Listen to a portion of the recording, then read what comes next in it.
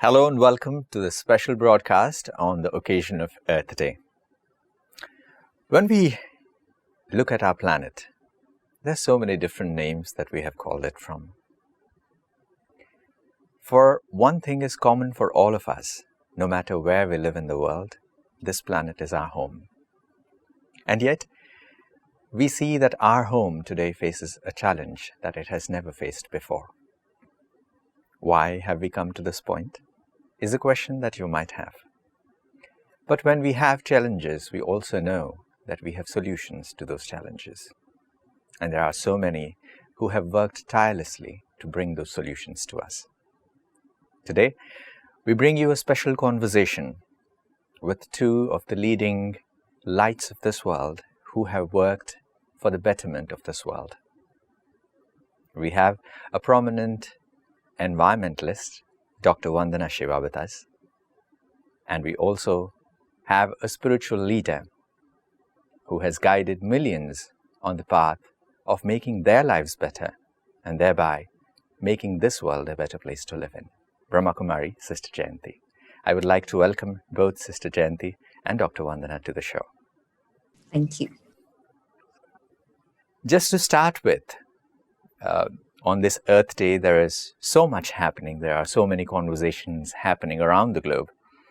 And I understand that today people are looking for many answers, and they might have questions for others, for themselves. In the similar fact, if you would want to face the people of the planet today, if they were looking up to you, what would be one or two questions that you would want to ask them? That these are the questions that you should think about, really, as the people of planet. First to Vandanaji. Well, the first question I've asked myself repeatedly and invite everyone to ask is, what is our relationship with the earth? Is the earth a dead earth? Or is she a living earth, a mother earth? And our duty is to care. The second, especially in this time of a lockdown, where we're already being tested to simplify our lives, what is most essential to you?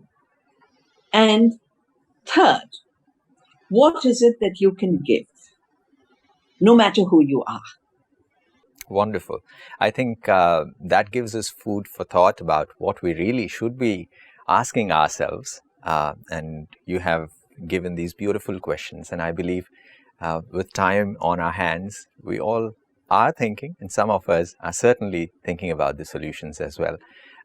Sister Jayanti, I would like you to ask questions that you might think that should also make us think about things in a better way. What would be those questions for the people? It's very, very similar to what my dear Sister Vandana has already shared, but perhaps different words. And what I would say is, do people understand that human activity has actually had a huge impact on what's going on within the environment?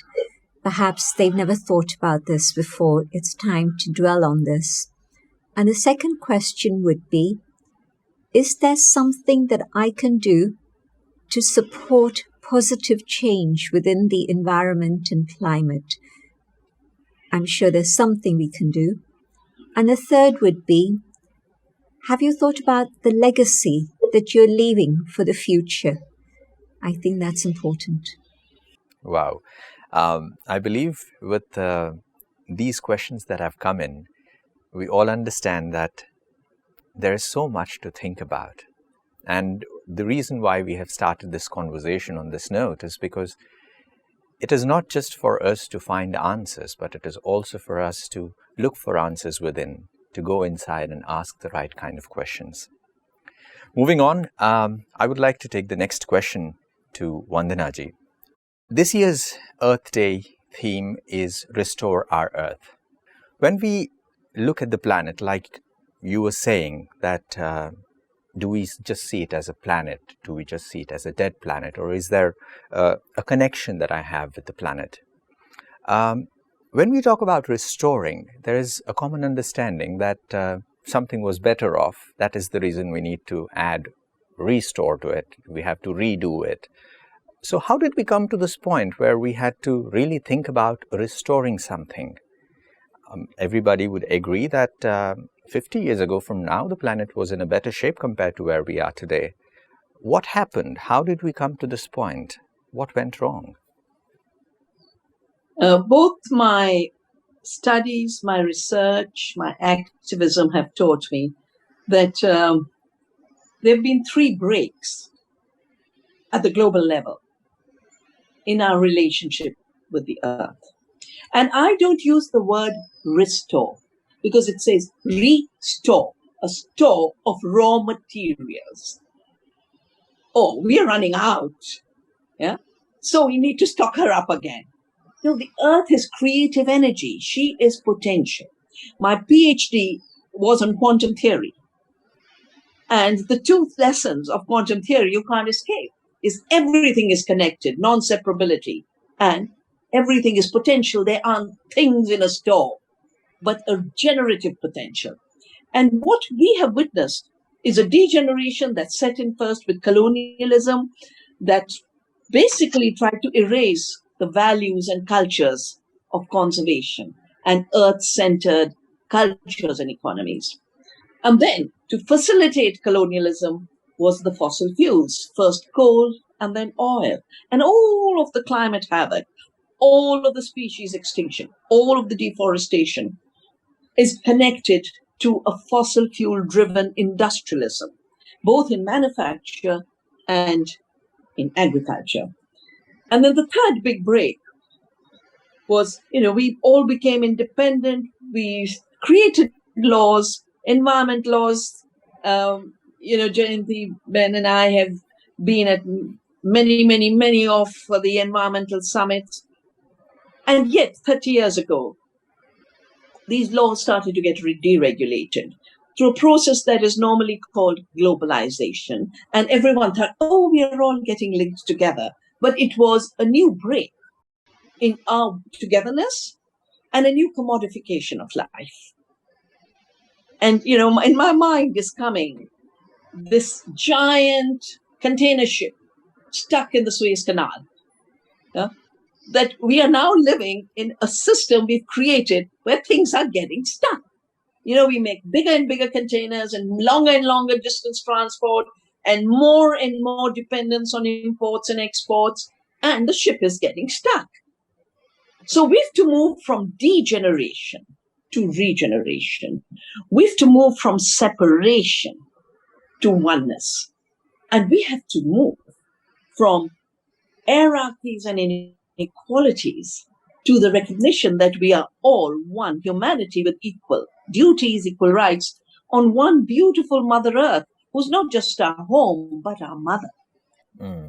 Very beautifully said when you connect not just looking at the planet as the planet, not as a resource, but as Mother Earth. And you very beautifully pointed out how different things have brought us to this point today. Indeed, it is modern times that we live in, and the modern times have brought into a modern problem as well. I would move to Sister Jayanti now for the next question.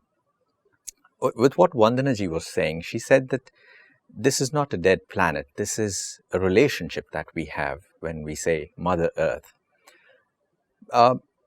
When we say this whole word about restore our Earth, that is this year's theme, when we say our Earth, what does it really make ours? Because most of us look at it as our source of nourishment, of food, shelter.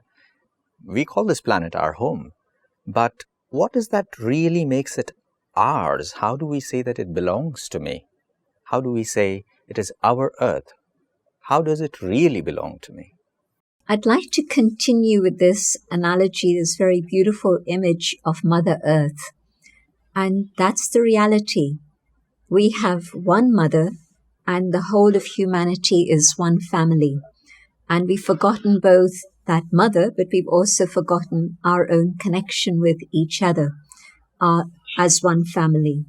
And when we think about Mother Earth and one family, then truly it is a oneness that Sister Vandana was talking about very beautifully earlier. But also I'd like to share another concept which is very true, and all the traditions have understood this, rather have talked about it, but haven't clearly understood it. And that is the concept that there is one creator and the creation is not my property. It is not mine to rob and abuse and violate and aggress. I was given the fortune of being on this planet as a traveler. I was also given the responsibility to take care of this beautiful mother as a trustee. Some use the word steward, some use the word trustee, but I was given something very precious to care for and to be able to share with others also, that because Earth belongs to all of us in that awareness. And so my question is, have I been able to care for my mother? My mother sustained humanity through millennia, and today we've come to a point where we've taken everything out of her and we've destroyed so much. And so can I come back to that awareness of caring for my mother? Or in other words, can I also remember that I have a responsibility as a trustee, not to say that this is my property and I'm going to do something to claim more, and each one wants more than the next. And so we've divided everything up into little pieces and little bits. But in fact, it is one world, one earth, one mother, one family. And so I think when I shift this consciousness, not about owning something, this does not belong to me as such. It was given as a very, very precious gift, a beautiful pearl, a blue pearl in the ocean of the blackness of space. That's how the astronauts described this earlier on. The blue represented, of course, the water. And so today, what am I doing? Am I able to care and share? I think it's important to remember this. Wow, when you say that we are stewards and we are the people who have this trusteeship, we also are the people who have this gift. That is our connection. That is how it really makes it ours, but not something to trample upon or to throw away or to think lightly and tread lightly about. But there is a responsibility that comes with the gift that we have. Vandanaji, coming back to you, when we talk about restoring, even though you said restore is not the right word, but since this is the theme this year, do we really think that it is possible to restore? Just to think about what has happened in the past 150 years, we have lost a great deal of forest cover. We have lost a great amount of species. So there is a biodiversity loss. So much that every day we lose up to 150 species. How do you really think that in the state that we are in today, that we look about restoring, is it really possible to restore something? Do you not really think that we have gone beyond a point of no return where we cannot come back from? Do you not think so? It is too late? If we follow on what Sister Jayanti has said and what I said earlier, and we are children of Mother Earth, and the Mother is living, the Mother Earth is living. It can never be too late for us to stop harming her. So the first thing is, it's never too late. Second, the main thing we have to do is become aware of the root causes of harm and stop it. And then the earth has her own potential to regenerate. So I use the word regenerate, not restore. And you're right, because the theme is restore. We have to talk about regeneration within this theme. But regenerate means the generative potential is the creative potential. Sister Jayanti put it so beautifully. There's one creator. And there's an amazingly diverse, interconnected creation in all kinds of expression. And that is biodiversity. And the different ways in which we relate to that richness of biodiversity shapes cultural diversity. my work has shown that every one of the crises, whether it's species extinction or climate change, is related to those problems of mastery that Sister Jayanti mentioned. This is mine as property. So there's ownership in terms of my mother. There's ownership in terms of my property. Now, my property tramples on the earth. My mother says, how can I take care of you? Give me instructions, turns to the earth. And then it turns to all the traditions that have allowed us to receive that instruction. For me, that is spirituality. To be able to live in the universe and on this earth, taking instructions from a higher order and a higher energy and a higher creative force, and then doing your bit.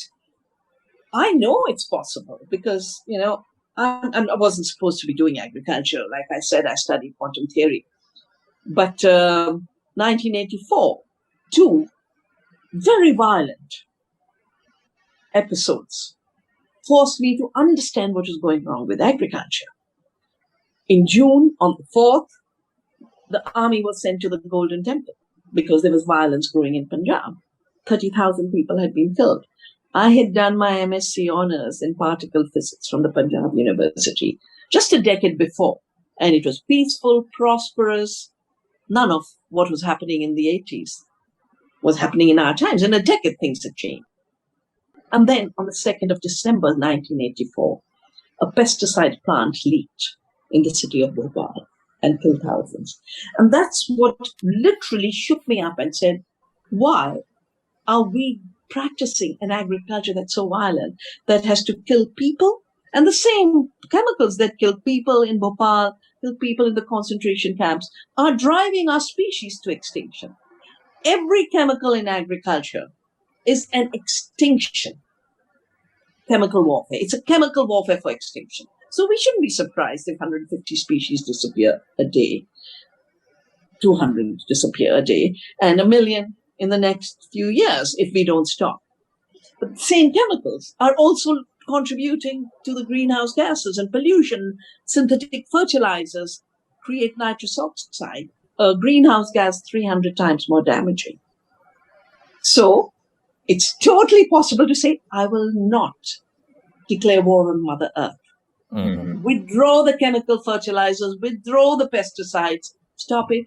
And as the Brahma Kumari's experience shows, and as Navdanya, the movement I started in the 80s, shows, we actually grow more food. We grow more nutritious food. We bring species back. We have 6 times more pollinators on the Navdanya farm in Dehradun. Our water level has come up 70 feet. Our soil organic matter is thriving. We need to irrigate 75% times less.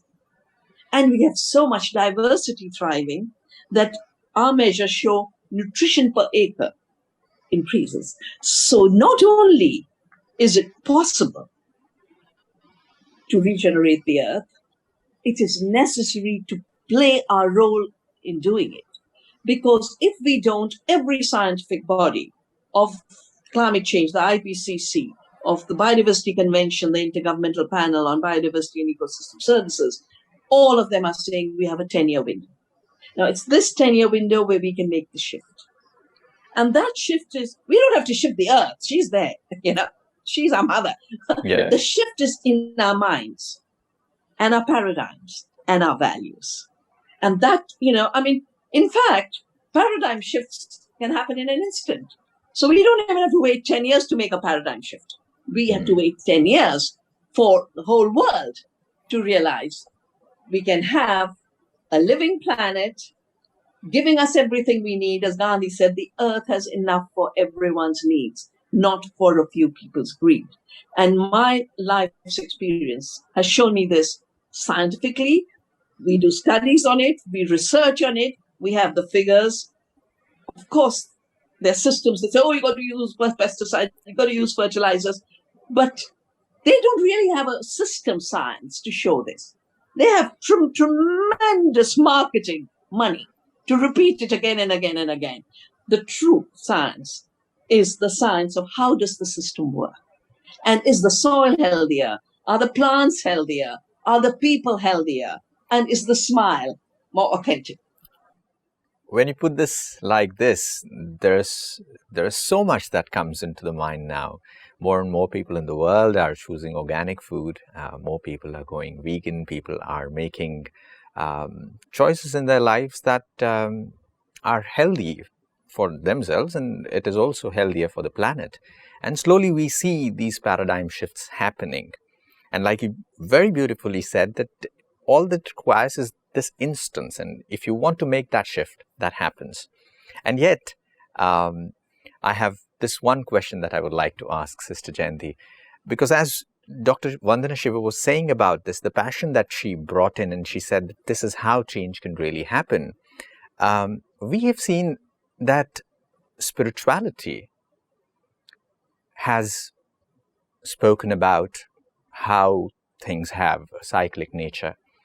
We have heard in Eastern schools of thought where they have said that time is cyclic, nature is cyclic, life and death is also cyclic. So when we see this, many people say that, okay, so there is nothing much that we need to do. The planet will take care of itself naturally because that is the course of time. And this is also a tone that we often hear from climate deniers, where they say that the planet has always taken care of itself and you don't really have to do anything. There is no climate change, literally.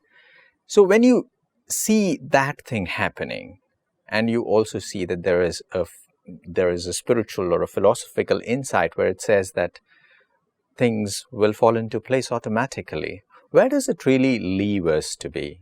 Does that mean that we don't need to do anything? Things will happen on its own? Or is that something that we should do? And what does spirituality really say about restoring? I'm smiling because Sister Vandana is sharing things that really touch the heart. From a scientific, environmentalist perspective, you've explained things so beautifully. But also, these are very much aligned to spiritual concepts. You spoke about what the Brahma Kumaris are doing in terms of organic farming, and not just organic, but we would add another dimension to that, yogic farming, because together with the non-fertilizers and etc., we're also having the people who own the land go out into the farm and have meditation and share those good vibrations with the plants.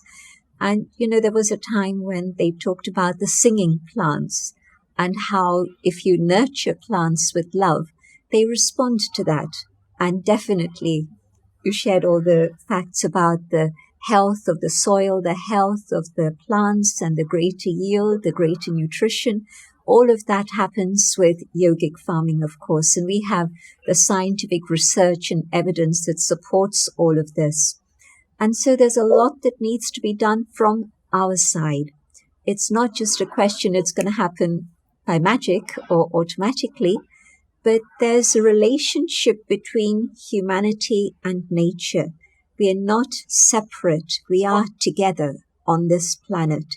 And whatever it is we are doing has had an impact in the last 150 years or so, a negative impact. But can we turn things around and go back to that state where truly we're aligned with our own consciousness and awareness of our spiritual identity? And through that, we can also be aligned with nature and all aspects of nature in terms of all forms of life also. I believe that inner harmony can extend out and reach nature also. And so, yes, I do believe, my sister spoke with absolute passion that, yes, there is hope. Hope can never end. There's always hope that things can turn around. And I also don't like this word restore in a sense, but regeneration is beautiful, creative energy. And so, yes, I do think that the earth can take care of itself, and we are moving although it doesn't seem like it always, but there are energies that are very powerful, energies of goodness and ascending energy that is here present in the world, not just the descending forces and the forces that are negative and bringing us down. And so when we tap into that pure power, the creative energy from the divine, and we allow it, first of all, to bring us back into a state of harmony, so that my inner values and my conscience now work in an aligned way. And this also then means that I'm able to come to the awareness of who I truly am as a spiritual being, experiencing a journey as a human on this earth. But first and foremost, I am a spiritual being.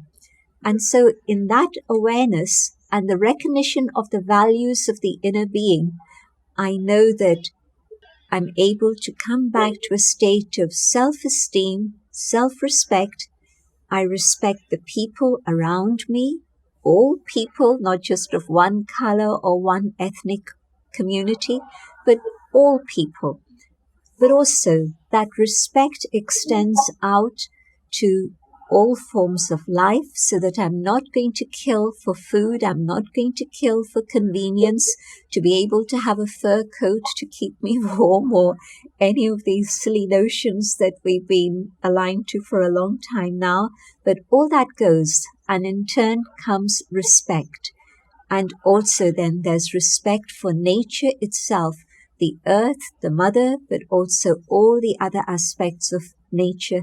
And so there is something very much that we have to do, and that is shift our minds, shift our consciousness away from the materialism that we've got trapped into, and we come back to a spiritual consciousness of what life really is, to be able to live and let live, to work in harmony with everyone and everything around me. The word that you just said, harmony, often we see that as much as we live in modern times, people do like spiritual things and they want to make that shift and they really want to do something better. But often we also see that it is the challenging part.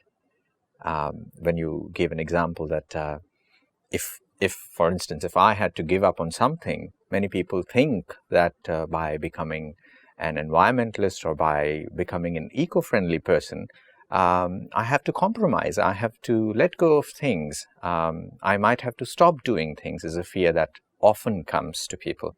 Vandanaji, this is a question that I have for you. Is this what reality is? Is it what it really means to really restore, means to give up things, to stop doing certain things? When we talk about change, does it really mean about not doing something? Or does it mean about, no, you have to start doing something else as well? Because this is a challenge that we have, because restoration or regeneration, as you both put it, how does it happen? How do we really contribute? Because from where I see, it appears to be quite a challenge.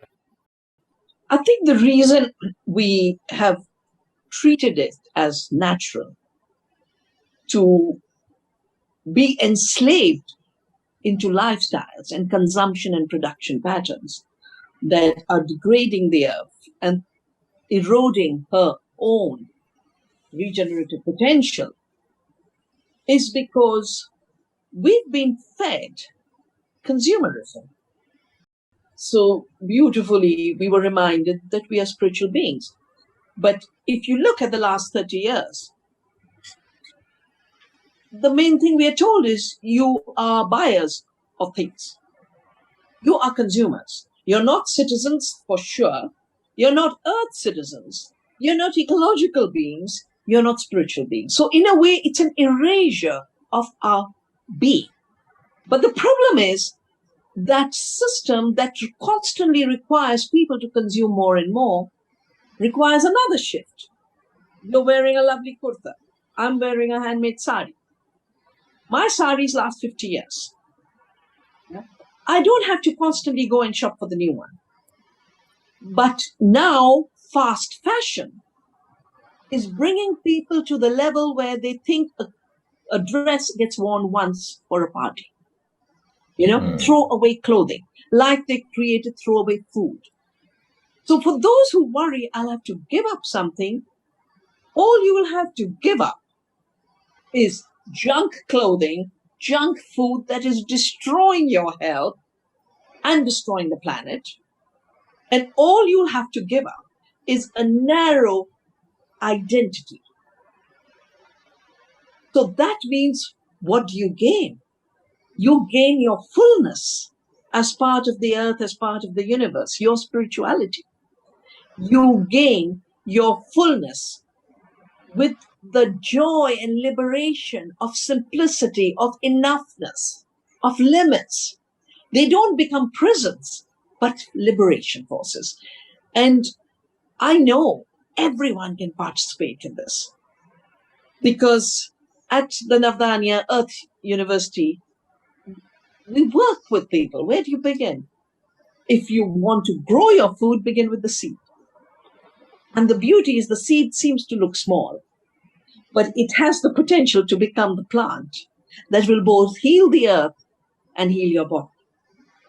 And seed is the embodiment of the cycle. The seed becomes seed, becomes seed, becomes seed. Bija, that which rises from itself again and again and again. It's not a manufacture, it's not an invention. 35 years of my life have been dedicated to removing the brainwashing that the seed is a machine and is invented by companies who can have a patent on it and own it. So our work in the service of the seed has shown no produce more nutrition, more food, the butterflies come back. But if you are not a grower, and everyone can be, just one plant. Why did we have the tulsi? Yeah, one plant. You can't handle the whole world. Take a tulsi, take a basil, take one plant and take care of it. But we're all eaters. We can't avoid that, can we? Yeah. And the place to begin is both, if you can, grow something that nourishes you and nourishes the earth, and you're conscious at every moment how the seed and the soil are related to you, and you have duties to protect them. And on eating, I think this eating for me, when I was doing my PhD in physics, I used to not eat for days. I used to write and solve my equations, And I really thought, oh, this is such a redundant part of life. And my last 36 years have taught me food is the most important. Both it's because it's the currency of life. Food is sacred. When you recognize food as sacred, you recognize that its growing has to be sacred. Its eating has to be sacred. That eating itself is a spiritual act. It's an ecological act of reconnection. So begin by thinking of how you can make a change that will change the planet. Help by eating healthy food. And isn't that beautiful connection? That simply by eating better, giving up junk is not giving up. Giving up poison is not a giving up. It's actually getting a wholesome life. Wow, you have put it very beautifully. You have turned the whole scenario upside down. It's not really giving up. It's not a compromise anymore. It is something that you are doing for your own betterment. There is something for your own well-being that you are doing, and that really pays you back. So it's not really something that you should think twice about. And this gives so much of hope that so many of us that we see in the world today might be facing a challenge, but they can all make that choice. That change can happen. Thank you, Vandana ji. I'll take the next question to Sister Jayanti. I would like to read this out because this is something that comes from a recent survey. And in a recent survey in the UK, it was found that 36% of people didn't have an opinion or didn't want to choose any change in their lifestyles. And so much more that in recent public discussions and various fora, we have seen whether it is pandemic or whether it is climate change or any challenge that we face today in the world. One of the greatest challenges that we have faced for all of these challenges is human behavior, how human beings respond to these challenges. And especially in the pandemic, many people said that if human behavior could be changed and if people would follow just the instructions that the governments are giving or the safety protocols that the health authorities were asking them to stick to, then it would be much more easier to deal with the challenges that we had. So when we see that this is where we stand, how do we really inspire people to change? How does that change really happen? Because you've been working in the field of spirituality for all of your life, and now you have seen many people change themselves. People started working on themselves, and you've inspired people to change. So if I would want to ask this question, what do you think is the most effective way to create an incentive for lifestyle changes to happen in a large scale, on a mass scale? What is it that really makes people change? I agree with my dear sister Vandana, because if you show people that there's something more that they're gaining and they're not losing anything, but rather it's a gain and it's a betterment, then that's a very powerful motivation to change. And I would say that, yes, definitely, what's happening is that through transformation, A, they're gaining freedom, but B, they're gaining peace, C, they're gaining happiness, all the things that people actually want in their lives, but they're going the wrong way about it. And this would be the right way to go. When we start changing for the better, then we are actually attaining all the things that we've always longed for in our life. And so it's a real question of education, because we've been educated and brainwashed, as you put it so clearly, by the advertisers that going the wrong way is the right way. But no, it's not true. There's a different way, a different approach.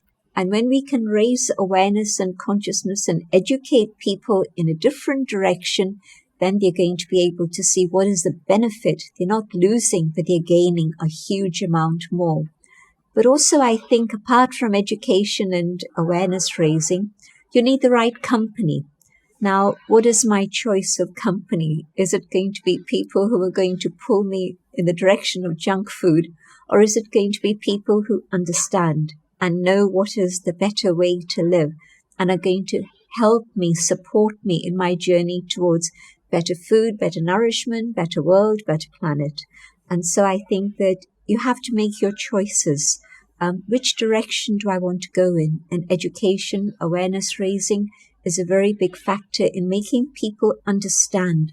And it's not so difficult to make people change. I'll give you one little example. I remember traveling on flights, and although you were in a non-smoking area, all the smokers' smoke used to reach you anyway. So it was absolutely awful. And then the government in many countries, including Britain, decided that they would pass a law of non-smoking in public places or public travel areas. And overnight, there was a change. And nobody complained because they could feel that things were better. But the companies that were gaining from the sale of cigarettes, of course, didn't want that to happen. And so they were obstructing that. But when that money obstruction was removed and the governments thought more about health than about that, then people accepted it. People changed. And so I've seen dramatic changes happen. And so I think that this shift of awareness, together we can tell people this program is going to educate people. They're going to hear Sister Vandana's passionate plea for transformation. And I think it's going to inspire change. Wow. So this transformation that really inspires change should reach out to everyone who's involved. When I'm listening to both of you, I think there is so much that we have in terms of hope, in terms of things to do, in terms of things to start doing. And I believe there are some of our young friends who would come in and they would also want to ask a few questions to you. But before we move on to that segment, you both have known each other for so long. Both of your works have brought you to similar platforms where you have shared platforms, where you have interacted with each other. You have educated and enlightened people about the fields that you work for. You both work for the betterment of this world. And since you have known each other, you might think about this is an opportunity for that, if you would want to ask question to each other. Let's say if there is one question that Vandanaji would want to ask Sister Jayanti, what would that be? With the question I'd ask Sister Jayanti is, how do we work together in the next few years to overcome these illusions as well as artificial divides of the material and spiritual, the body and the mind? Because in an interconnected world where the spiritual energy and the ecological energy is what's keeping it all going, it's not true that these divisions can work, but this awareness that needs to be brought. I would like to ask Sister Jayanti, we've been on the same platforms, but I think there's a new, very, very urgent need, not in a compulsive way, but in an inspirational way of bringing spiritual values to the ecology movement. How do we make the ecology movement a spiritual movement for the young, particularly for the young? I think this sort of collaboration in which we dialogue together and we can see that we are not poles apart, but in fact our ideas are very, very aligned together, moving to the same goal, a betterment of humanity and a better world. I think this sort of dialogue and collaboration is what can help others see that we aren't separate. We know that we are not separate. We know that we need each other and we can work together. But I think the world needs to see this and recognize this also. So I think our dialogue and collaboration can make them aware of this and help them to understand that it's not two separate things, but it is one thing moving in the same direction. Very beautifully said, Didi. And I think now I would give this opportunity to you too, so that if you would want to ask something to Vandanaji, what would that be? I've seen you for decades now, and I've seen so many setbacks come in the field of the environment and the things that you're so deeply passionate about. So what is it that continues to motivate you and allow that passion to be so powerful from the first time I saw you till today? I see that you've been able to keep that flame burning alive very, very powerfully. So what is the inner thing that you're doing to keep that motivation so powerful? So first is I very consciously act from a place of humility, not from a place of ego. I've seen a lot of very passionate activists in the environment movement burn out. And they say, how do we not burn out? I said, first put your ego aside. We are not in a race. We are not in a competition. We are not doing anything outside what it is our duty to do. A, following our conscience. B, as you have said so beautifully again and again in this discussion, cultivating your consciousness to be aligned with how the universe works anyway. And that brings you humility, because you realize you are not Atlas carrying the world on your shoulder.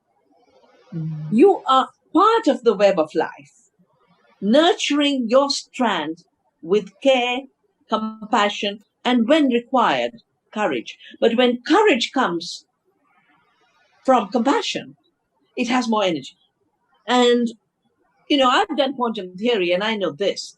The mechanical systems dissipate. They have entropy, They go from organized energy to dissipative energy.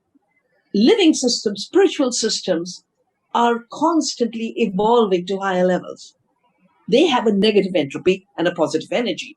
So my physics teaches me how you can live aligned with the forces of life, to not be dissipated, not get exhausted. Do your duty with joy and not as a burden. Great. Agree. Thank you so much for those lovely questions, and the answers were equally inspirational. I think there is so much that when we sit together, when we come together, there is so much that we have in common. And as you both rightly pointed out, when we work together, when we collaborate, that is when we can look at the bigger picture and we can do greater things. As we speak about collaboration, there are so many of our young friends working in the field of environment, young leaders, who would like to ask questions on this occasion. And they come from different corners of the world, because the whole of this planet is our home, and so we are all connected to each other. So the members of our own family from different corners, different nationalities have come in today, and they have put in questions for you. So I would take the first question from one of our young leaders, Mohammed Naif from Yemen. So his question, please. My question is, in the shadow of a pandemic, from your perspective, how can we as a youth leader move forward for climate change and raise our voice to the world? Thank you. My greetings to Yemen. I had a student from Yemen who said, you must come to our country. It's so beautiful. Our farming is so beautiful. And then the war started. So first of all, greetings of peace to your lovely country. We have been talking throughout this conversation how everything is connected, nothing is separate.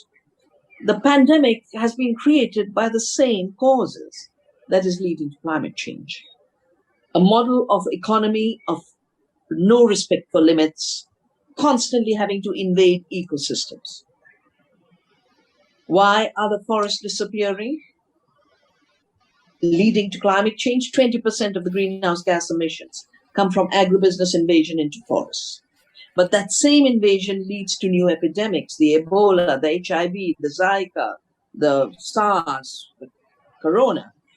And if we don't stop that invasion, we won't be able to prevent future pandemics, but we will also not be able to prevent the 50% greenhouse gases that come from a non-sustainable model of agriculture based on commodities, fossil fuels, chemicals, and long-distance trade. So the first thing all young climate activists could do is start talking about this interconnection. And second, showing the connections between climate change and what we eat. And through that, create a whole new opening that even in times of pandemic, in fact, because of the pandemic, where eating healthy for your immunity is even more important, that the solutions to the disease pandemic are the same solutions to climate change. And yes, we are having to do this on Zoom, but you all are very creative. The young people are so creative. We have to face the same root causes. And our work is that one interconnected earth. And I always say the most important climate action is earth care. Thank you so much. That is such a beautiful way to look into our world. And I think young people, as you said, rightly put, creative, they could put in their energies to regenerate, to do creative things and look for creative solutions. We move on to the next question, and this question comes from Azadeh, and her question, please. I have two questions. The first is, you are the bridge between the South and the North, East and the West, and have lived in many countries around the world. The planet Earth does not make a gap between Northern and Southern Hemisphere, but why is there a big divide between the East and the West in terms of international cooperation, willingness to recognize each other's interests, and compromise for a certain outcome? The second question is, what is your message to the younger generation, especially women, that can narrow the gap towards a better united world? Thank you very much. A very powerful question, because it really is positioning what's going on in the world today.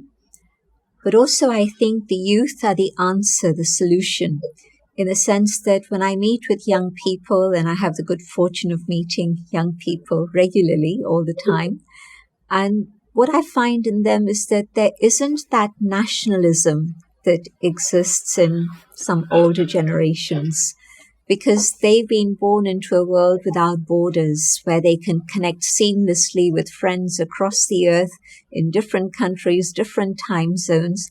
So I do see the future as very much something that the youth can bring about change in and change for, to be able to create that oneness again.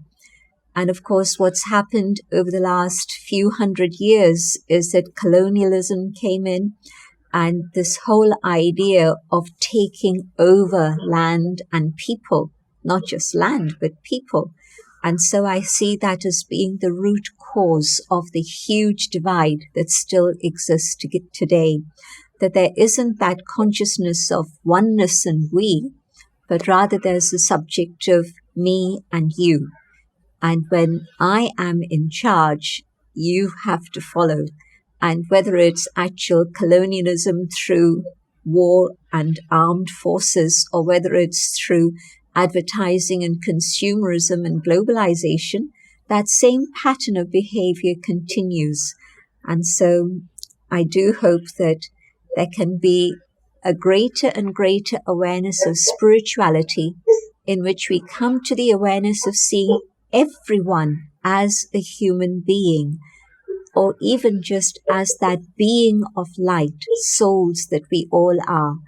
And so when we are ready to let go of the ego of this physical consciousness, because that's where the ego resides, in the physical identity, when I come back to my spiritual identity, then I'm able to see that oneness, that one family, and we're able to work together for the betterment of the whole of humanity. And, there's a very simple analogy. Here's a boat. You're sitting in this part and I'm sitting in this part, but it's the same boat. And if the water starts coming into one part of the boat, it's not going to stay in one part of the boat. It's the whole boat that's going to sink.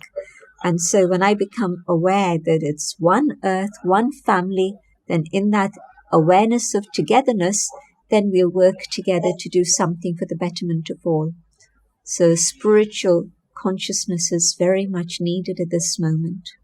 Azadeh, I think that answers your question. I think it's a very beautiful message that we're all interconnected and we are all part of the same world, same family, and that would really bridge that gap. It would act as a bridge that would close this gap and the divide.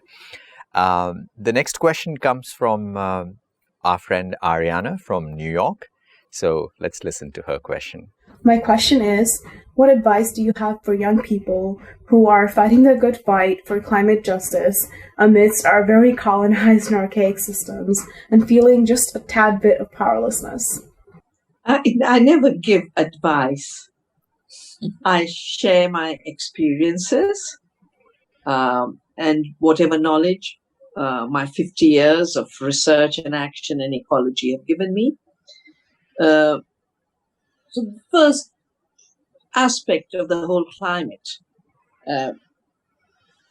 issue is we have to become aware of the cycles of nature, the cycles of life, and that climate change is a disruption of the cycles. The reason the Earth was named Gaia by James Lovelock is when you realize, oh my gosh, she manages her own climate. She is self-regulating, and Gaia is a living organism. That power and potential comes from her cycles of nutrition, carbon, nitrogen. Those have been disrupted. 600 million years of fossilized fuel underground, burnt away. That began with colonialism and continues. The second very important part that your generation has to do is be very, very alert to false solutions that are new colonialisms. I suggest to you all to both read my book, Soil Not Oil, but I'm going to put out for Earth Day a new report on Earth's democracy, how the rights of the earth and the duties of people are interconnected. And this basically means that we have to see climate change as a disruption of planetary boundaries and a violation of limits. And we have to see climate solutions as a healing, not new colonizations. I have written a piece recently saying, how can you say half for nature when everything we have, the breath we have, the water we drink, the food we have, all of it comes from nature. So my message for this Earth Day is, it's not half for nature, it's all for nature, all from nature, for the well-being of all. That's the message of one humanity on one planet. And in this, as I said earlier, simple acts of food, farming, eating can play a big role. And sadly, this is also where the false solutions are being introduced. So look out at the website of navdanya.org. We have a new report called Earth Rising, Women Rising. My new report on climate change will be out. And I think the most important reason we don't have to feel powerless is we are part of a powerful universe where power, what is Shakti? The power to act. Creation is power. Creation is energy. And that's why I think if there's one thing that this conversation should leave us with, is our powerlessness comes from being separated from that power. Our awakening to our inner power and our interconnected power comes from aligning with that power. And that's both a scientific awareness, it's a spiritual awareness, it's an ecological awareness, it's a cultural duty, and everything merges in that alignment. So oneness is the answer to powerlessness. Wow, very beautifully put. I mean, just to not see yourself as powerless, but to see that you are also the source, you're also there, you are radiating that energy and you're part of this world. There is so much of creation happening, and there you see that oneness happening. And when there is that oneness, that is where the true source of power lies. Thank you so much, Vandana ji, for that answer. Our next question comes from all the way from Colombia. Maria wants to ask a question to Sister Jayanti. This is the question for you. What is the best method to start giving to nature and stop taking from it? Thank you, Maria, for that question. I've been taking the whole of my life. Can I now at least simplify? Sister Vandana put it very beautifully. Simplicity is beauty, and it's absolutely true. The more simple you are, the more beautiful you are. And the same applies to all the things I surround myself with. Can I have simplicity in my home and allow that elegance and beauty to shine through? So firstly, let me reduce my footprint so that I'm taking less, only just as much as I need, not anything more. But also, what is it that I can give back to nature? My love, my care, my respect, and of course the way I treat nature is going to reflect all of this. But there's another very specific thing that we can do. In silence, just coming to the awareness of the inner being and connecting with the divine, I can allow that divine force to share love and light and compassion and care with nature, peace and truth, so that then nature can be helped in that process of regeneration and coming back to its original pure state. So I think all of us can spend a few minutes every day being able to do that, and that'll be what I do for nature at this moment, but also reduce my footprint. Wow, that is something that we all can start working with, because we are not here to take something from the planet. Of course, the nature provides for each one of us, but at the same time, if there is something that we can really give back, that is our good vibrations of reducing our footprint, looking at our consumption patterns, probably rethink, and then we can bring about a change. Thank you so much, Sister Jayanti, for that answer. And Maria Paula, thank you so much for that question. As we come close to the end of this program, we have saved the fun part for you at the end. And I believe there is so much that many people think for climate change and for the planet and for the earth. Many of us come with a very heavy feeling that, oh, this is going to be a very serious topic, but it doesn't have to be. And all through our conversations with Dr. Vandana Shiva and Sister Jayanti, we have seen how beautifully it complemented to a simple and easy way of living where we enjoy being here on this place, on this planet. And we would now want to ask few questions that we think in a very rapid fashion, so that we get quick answers for the questions that we think might have a quicker changing abilities that would bestow this ability to us, so that, okay, we'll do this starting tomorrow. So I would put forth these questions to Vandana ji first. So Vandana ji, here are the rapid questions for you. You may choose to answer in one word or a sentence, but not more than that. But if you think that for doing justice to the question, if you'd want to answer a little more, the choice is always open to you. So the first question that I would want to put forth is, what is the one thing that can positively impact climate change? What we eat and how it is grown. Wow. Simple and very powerful. Thank you. The second question is, what will be the one thing that you would want the world to stop doing? Stop eating chemicals and junk food. Again, eating.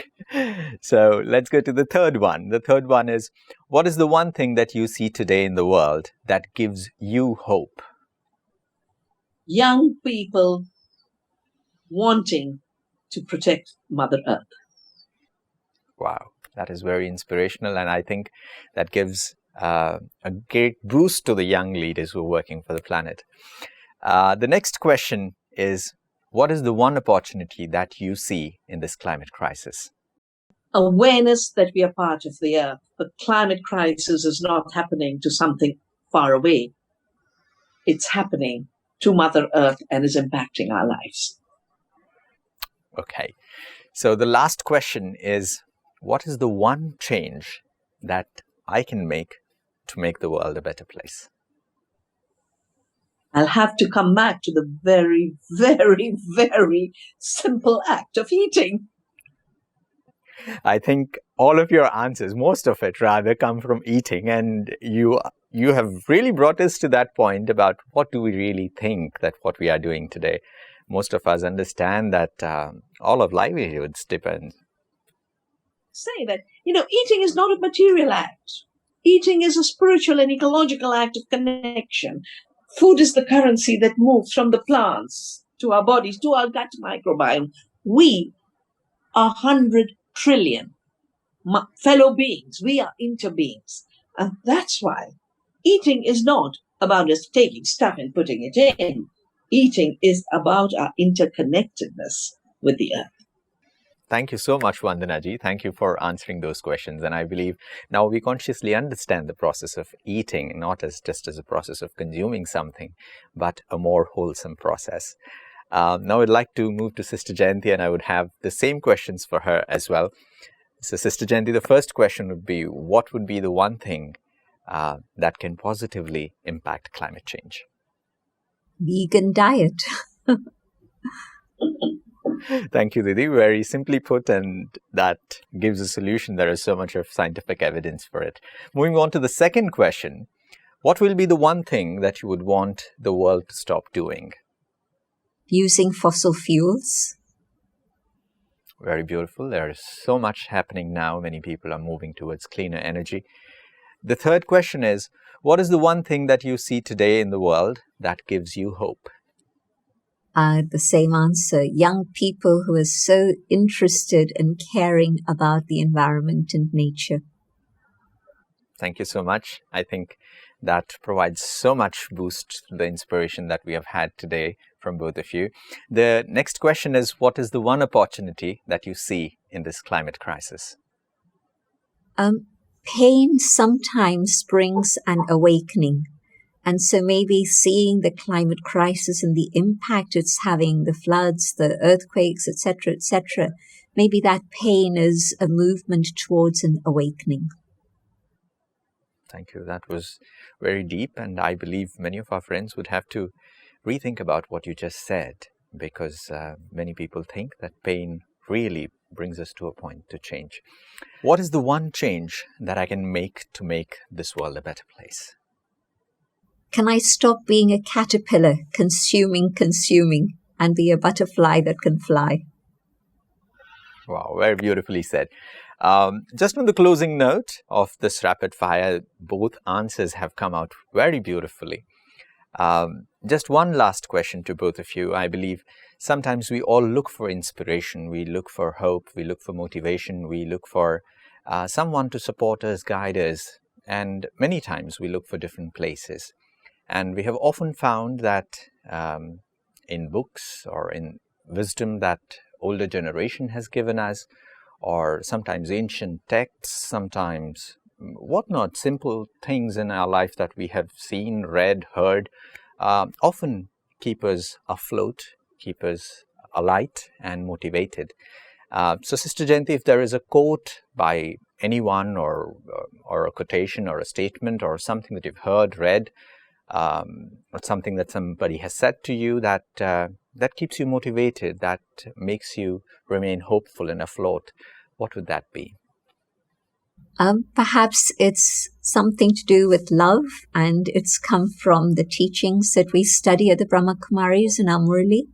And it goes something like, the power of love is able to conquer all. And so being able to love nature, my home, Mother Earth, maybe that's the way forward. Oh, thank you so much, Didi. Dr. Vandana, I would put forth the same question to you. And I believe you would have a storehouse of quotes and statements that you can make, that you've heard, that you have read. But what would be one thing that you would like to share with us that really keeps you up in spirits all the time? The Isha Upanishad, from which Gandhi distilled his "the earth has enough for everyone's needs, but not for a few people's greed," which also inspired Tagore and has inspired again and again the regeneration of our civilizational values, that says this universe is permeated by the divine and is for the benefit and good for all beings. Enjoy your share without greed and do not take other people's share. And in this one Veda is all of the ecological learning of all times. Thank you so much. That was indeed very inspiring and very deep, asking us to look at our lives, rethink what we are doing and how we should really live in the world. Thank you so much to both of you. And I believe this conversation on Earth Day would not have happened on any other day, because this coming together on this moment marks how much we all care for our planet, how much we all care for our own mother, like Vandana ji was putting it across. And Sister Jayanti said that what responsibilities that we have, what little that we can do, is not something that we are giving up on or not compromising on, but this is something that we can offer it back as what we have taken from the planet.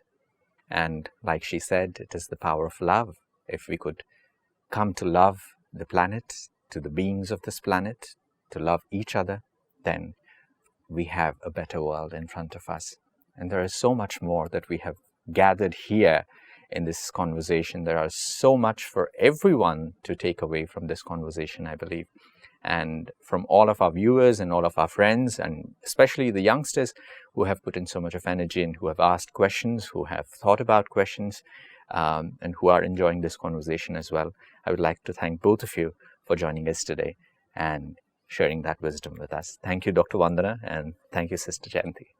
And a happy Earth Day all. Thank you. Before we leave, friends, what Sister Jayanti was sharing was a very beautiful thought, that even if you cannot do anything, look at your footprints, look at what you are doing, and then probably spend some time of giving back to the nature, giving back to this planet, giving back to this earth, a moment of healing, a moment of gratitude, a moment of that meditation that brings us to our internal awareness of who we are and what we are doing, and probably what more can we do for the bettering of this place that we call our home, our earth. Sister Jayanti, may I request you to lead us to a meditative exercise where we can all radiate our love and our gratitude to the planet. Thank you for the opportunity. Just sitting quietly, comfortably, I'll share a few thoughts and invite you to follow these ideas. going within and coming to the awareness of the light that I am, the inner being, the light shining in the center of the forehead, connecting with myself. There is peace, and in this awareness I connect with the divine. And as I do so, the source of light, of love, of purity, of joy, showers all these qualities on each and every one of us. And these qualities reach out beyond the human family to the bigger family, all forms of life.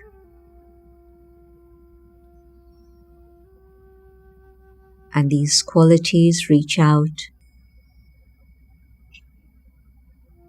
to the entire web of life, nature itself,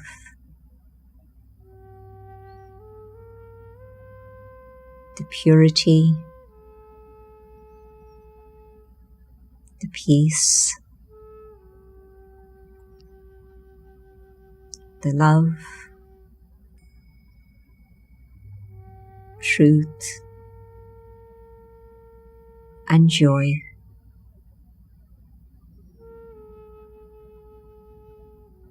Permeate throughout the human family, all other species, and nature. And the restorative energy, the regenerative energy is at work. And harmony is created once more.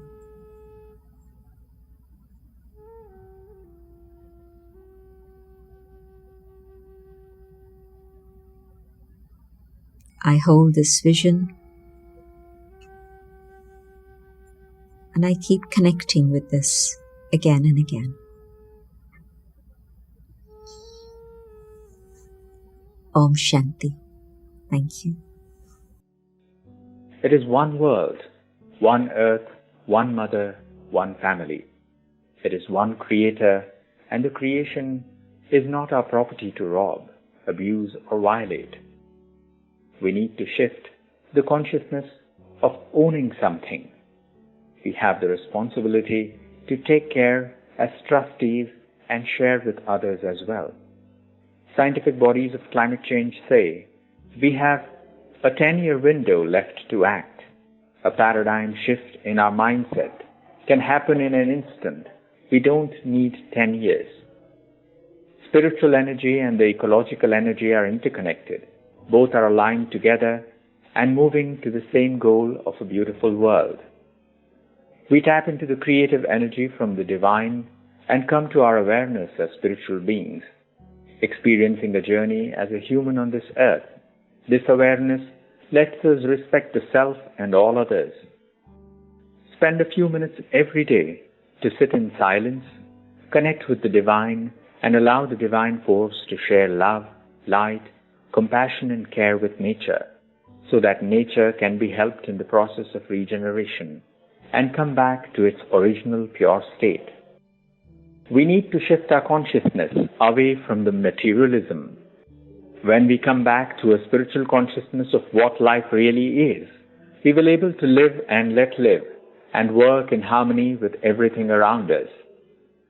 If we can grow something that nourishes us and nourishes the soil, we become conscious of how seed and soil are interrelated to us and of our duty to protect them. Food and its eating are sacred acts. When we give up junk food, Simply by eating better, we create a wholesome life. Everything we have comes from nature. The simpler we are, the more beautiful we become.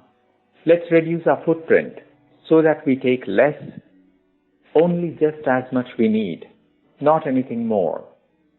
Give back love, care, and respect to nature.